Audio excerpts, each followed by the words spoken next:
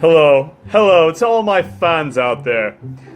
As you know, I have been doing this channel for quite some time. But a little unknown secret about me is it took me 4 times to pass the 5th grade. I know, I was also shocked. There are a ton of celebrities that people love to follow, whether it be because they're smart, funny, or just plain likable. And where a lot of these people share a lot of similar traits to other celebrities, there are a few that actually have some interesting facts that might make you appreciate them just a little bit more. So these are 10 crazy facts about celebrities you probably didn't know. Number 10 is Johnny Depp's "There's an armadillo in my hotel room." Back in 1994, Johnny Depp was staying in a fancy hotel in New York City. And when we're talking about fancy, we're talking about one of those $1,200 a night suites. After a while, the noise from the hotel room just became too much and started to disturb one of their neighbors. Who, you ask? Actually, you're right. It was Roger Daltrey, also known as the lead singer from The Who. After hearing of the complaints, police later arrived at the scene to see a smashed glass coffee table, along with other furniture that had been destroyed. Later on, being interrogated by the police, Johnny Depp swore up and down that he wasn't the one that was responsible for the damage. In fact, he actually blamed it on an armadillo that had apparently leapt out from the closet and then just trashed the hotel room. Gentlemen, I swear to you, it was an armadillo. I swear. I even think he had some rum. Number 9 is Steve Harvey was homeless. When you hear the name Steve Harvey, the two shows that probably pop up in your mind are Family Feud and The Steve Harvey Show. But what a lot of people don't know about Steve Harvey is that there was a moment where he actually was homeless. You see, in the late 80s, Harvey decided to quit his job and become a full-time comedian. And he would stay in hotels whenever his jobs would pay for it. However, for the most part, he was living in his 1976 Ford Tempo. In order to keep himself clean, he would utilize hotel bathrooms, swimming pool showers, and even gas stations. Hey, who's wearing that awful cologne? It smells like gas. That would be me. That's Diesel.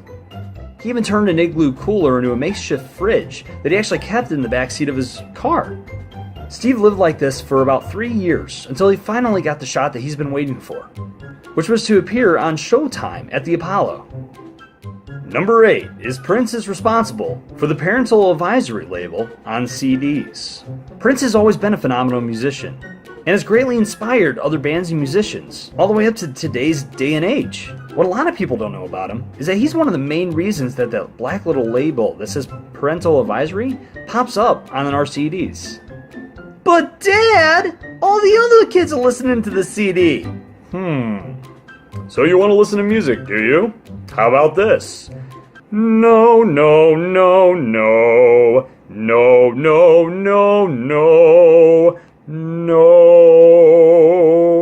How this ended up happening was whenever Prince's album, Purple Rain, was released.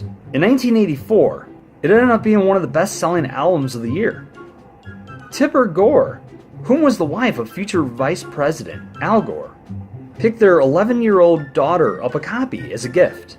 Once they got home, they put it in the stereo, and while listening through it, the song Darling Nikki started to play. Now, for all y'all that don't know, this song has some dirty parts in it, okay? So, naturally, after the Gores heard the lyrics, Tipper was outraged with it, which led her to organizing the Parents Resource Music Center, which in turn led to the discovery of the parental advisory label that we've come to know and love. Number 7 is Val Kilmer becoming Jim Morrison. Val Kilmer has always been a top-tier actor who's always really gotten into his roles. But one of these roles he got a little bit too into. You see, Val being chosen to portray Jim Morrison in Oliver Stone's The Doors, which followed the band from coming together to the death of Jim Morrison. Kilmer really wanted to make sure that he gave people the most authentic Morrison possible, which was pretty interesting considering he wasn't even really a big Doors fan to begin with. So once he got the role, he decided to take his method acting to a whole new level. Starting a year prior to filming, he started dressing like Morrison, listened to his music, learned 50 of Morrison's songs, and even went as far to learn and adopt all of Morrison's mannerisms, almost to the point where they became his own. In fact, he became so involved with being Morrison that he actually had a lot of difficulty getting rid of the character and had to seek professional help from a therapist. Hey Hollywood, just saying, if you guys are ever planning on doing a movie on, Jim Carrey, I'm your guy. Get the mannerisms down like that, no problem, see? Everyone loves a slinky, everyone loves a slinky, slinky, slinky, go, slinky, go! Number 6 is Beyonce's multiple world records. The Queen Bee. Ah! Oh no, come on, stop, please! Not that kind of Queen Bee. Beyonce is not only impressive in the music industry, but really in general. She has a majority of accomplishments that she's completed by the age of 31, some of which include being a singer, songwriter, actress, dancer, and even a brand spokeswoman. And with all this being said, it's really not a surprise that she's broken records. The first record that she ended up achieving was back in 2008. It was actually a tie for most Grammy wins for a female artist. This achievement was earned by her for her role of Etta James in Cadillac Records, where she ended up taking home 5 golden statues. And just 2 years later, she ended up breaking her own record by taking home 6 out of 10 nominations, making her the only female artist to win 6 Grammys in one night. Number 5 is Sandra Bullock survived a plane crash. Sandra Bullock is famous for movies such as Miss Congeniality, Speed, and Crash. Unfortunately for Sandra, the term crash became more than just the name of one of her movies. On December 20th, 2000, Sandra was on a personal jet that was flying from Austin, Texas to Jackson, Wyoming, alongside 2 crew members and another passenger. Unfortunately, whenever they were going to land, the viewing conditions were pretty poor, and they were an unscheduled flight. To make matters worse, the airport was unable to get the lights on before their landing. The plane finally made contact with the ground, 195 feet, otherwise known as 59 meters, left of the runway center line. Both the nose gear and the comb were completely separated from the plane. The right wing was partially separated, and the left wing was bent up and dented. Fortunately, all the people that were on the shuttle did make it off without even a scratch. Number 4 is National Tom Cruise Day in Japan. Tom Cruise is an American actor and producer who can be found in movies such as Endless Love, Mission Impossible, The Last Samurai, and of course, the ever so lovely Mummy remake.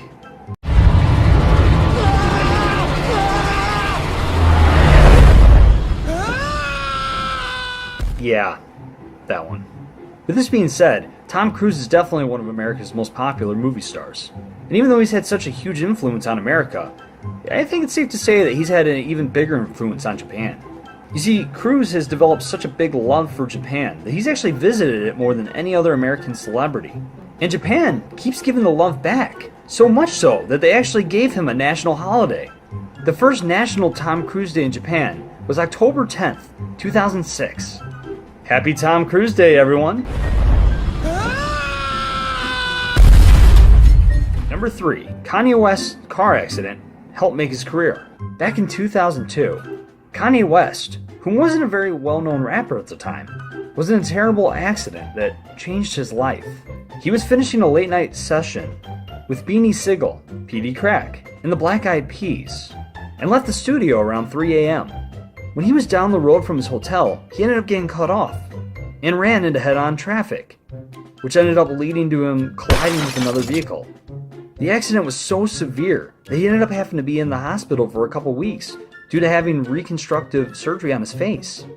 And to add insult to injury, he had to pay for everything out of pocket, as he didn't have any insurance to pay for it.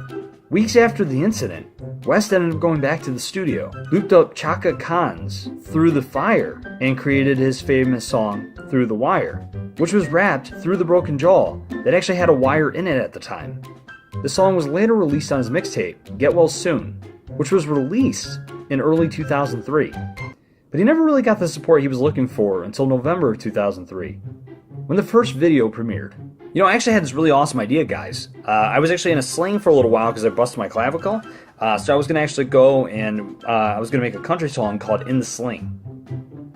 So the entire thing is, I'm going to have to re-break my clavicle for this to work, but you know what, I'm going to be singing while I'm in the sling. Great idea. Number 2 is The Walking Dead's Daryl was made for Norman Reedus.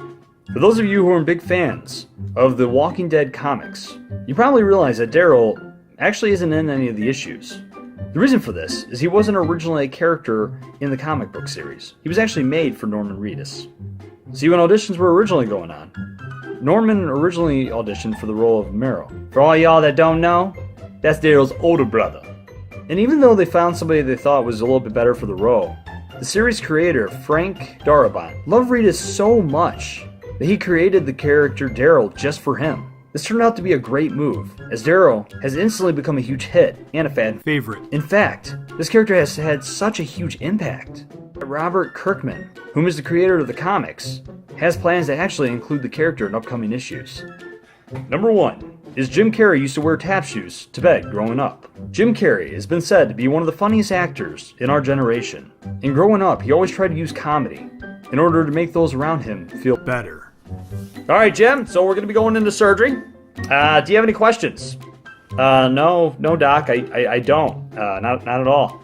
Okay, Jim, well, I have a question for you. Did you ever hear about the surgeon who was bad with a scalpel? One thing that he would do in particular, it really made him stand out, is whenever his mother became ill, he would wear tap shoes to bed every single night. And his reasoning behind this was because his parents would often ask him to perform for them in the middle of the night. His act was made up mainly of tap dancing and impersonations of pretty much anything that would come to his mind. This right here, this is my impersonation of the Forbidden Scholar. Hi, Mom. Hey guys, thanks again for taking the time to watch the video. If you could, please like and subscribe, as that shows YouTube that we're doing a pretty good job. Also, if you want to check out one of our other videos, feel free to click on one of the links that are popping up right now. Thank you and have a great day.